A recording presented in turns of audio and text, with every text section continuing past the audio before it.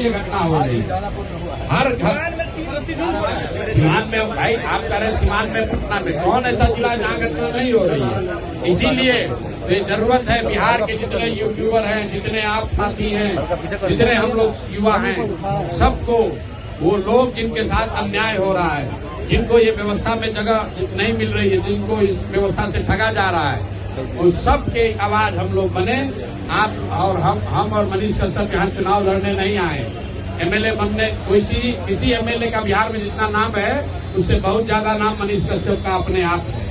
कोई एमएलए मंत्री बनकर जितना नाम पैसा शोहरत नहीं कमाएगा, उससे ज्यादा नाम पैसा शोहरत भगवान की कृपा से प्रशांत किशोर को मिली हुई है। हम लोग वो लोग नहीं है जो समाज से कुछ लेने आए हैं। हम लोग का जीवन का लक्ष्य एमएलए बनना नहीं है, एमपी बनना नहीं है। हम लोग का लक्ष्य है बिहार का सुधार। बिहार में सुधार होना चाहिए, समाज बदलना चाहिए, व्यवस्था बदलनी चाहिए। और जिन लोगों ने 30 वर्ष बिहार का ये दुर्दशा किया है, उनको हर हालत में जनता के द्वारा लोकतांत्रिक तरीके से सजा दिलाकर ही मानेंगे। टिकट मिलेगा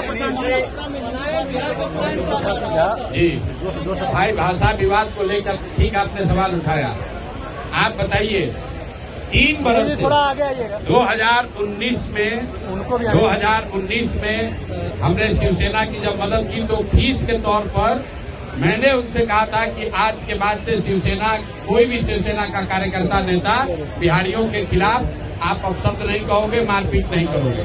मैं कैमरे पर कह रहा हूँ 2019-20 के बाद ये घटना शुरू होने से पहले तक कोई भी बिहार के बच्चे पर बॉम्बे में किसी ने मारपीट नहीं की, कोई अभद्रता नहीं की।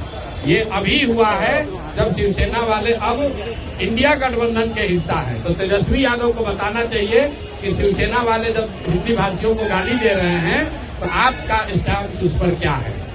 गाली देने वालों में राज ठाकरे हैं, तो इनको भाजपाइयों को बताना चाहिए क्योंकि राज ठाकरे भाजपाइयों के लाई हैं। यही बात तो हम लोग बता रहे हैं। जब बिहार के सम्मान की बात है, बिहार के बच्चों के अधिकार की बात है, तो उसमें ये कोई नहीं बोलता है। अभी हैदराबाद में बिहार के बच्चों की दुखद मृत्यु हो गई फैक्ट्री में, उसमें सारा दल शामिल है। वहां पर बीजेपी की सरकार है महाराष्ट्र में, ध्यान रखिए। जहां पर बिहार के बच्चों को मारा जा रहा है वहां पर बीजेपी की सरकार है। मारने वाले लोग कौन है? एक इंडिया गठबंधन का अलायंस पार्टनर है, एक भारतीय जनता पार्टी का अलायंस पार्टनर है, और कोई कार्रवाई नहीं कर रहा है और यहाँ आकर बिहार में लंबा लंबा बात करता है। मैं रोज यही बात कहता हूँ। राहुल गांधी आते हैं यहाँ, कहता है कि बिहार का हम गरीबी दूर करेंगे।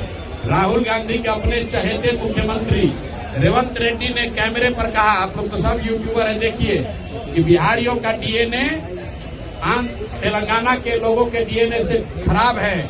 बिहारियों का डीएनए मजदूरी करने के लिए बना है, बिहार के बच्चे मजदूरी करने पैदा हुए हैं। ये बयान है मुख्यमंत्री का तेलंगाना का, और राहुल गांधी ने उस पर कोई कार्रवाई नहीं की, एक टिप्पणी नहीं किया। कांग्रेस का किसी ने कुछ बोला नहीं। अब वही राहुल गांधी आकर बिहार में वोट मांग रहे हैं। ये बिहार के बच्चों का अपमान है, बिहार के युवाओं का अपमान है। अब ये समय आ गया है जब हम लोग खड़े हों और इस बात का संज्ञान लें कि पिछले 30 वर्ष में बिहार को बर्बाद करने की जिम्मेवारी लालू और नीतीश की है। इन दोनों ने मिलकर बर्बाद किया है, लेकिन इसके असली गुनाहगार कांग्रेसी और भाजपाई हैं, क्योंकि लालू यादव को अपने दम पर सिर्फ 1995 में एक बार सरकार बनाने भर वोट मिला था।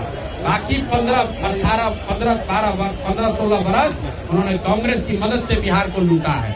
इसी तरह नीतीश कुमार को बिहार की जनता ने एक ही बार वोट दिया, 2010 में 117 सीट जिताया था।